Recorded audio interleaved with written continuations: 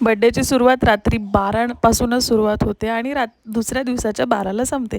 तर त्याचप्रमाणे आम्ही रात्री 12 वाजता असं डेकोरेशन केलं होतं आणि तिची फार इच्छा होती की लाईट्स पहिले लावले पाहिजेत. मग थोडंसं डेकोरेशन करून घेतलं. मग जेवण असं साधं सिंपलचं बनवून घेतलं, कारण की केक पण खायचा होताच आणि मग निम्मीचे मित्र पण आले होते. एक 9, 9:30च्या दरम्यान. सगळे मस्त मजा करत होते आणि त्यांनी बलून्स वगैरे फुगवायला खूप मदत केली आणि त्यांचा फन काय संपत नव्हता. निम्मीचे ह्यावेळेचा बड्डे तिच्यासाठी खूप स्पेशल होता, कारण की तिचे खूप सारे मित्र एवढे फॅमिली सारखे झालेत. मग त्यांनी डान्स केले, बलून्स फुगवून ठेवले आणि बोलले की आम्ही 12 वाजता येतो. आणि कोण येते 12 वाजता? काही नाही. मग असा आमचा बड्डे स्टार्ट झाला.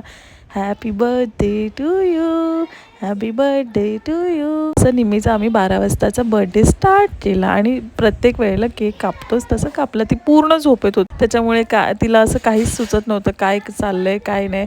सगळ्यांचे फोन्स येत होते. रात्रीचा बर्थडे सेलिब्रेशनचा व्हिडिओ पार्ट 2 मध्ये येणार आहे, तर कंटिन्यू बघा आणि सबस्क्राईब करा. थँक्यू.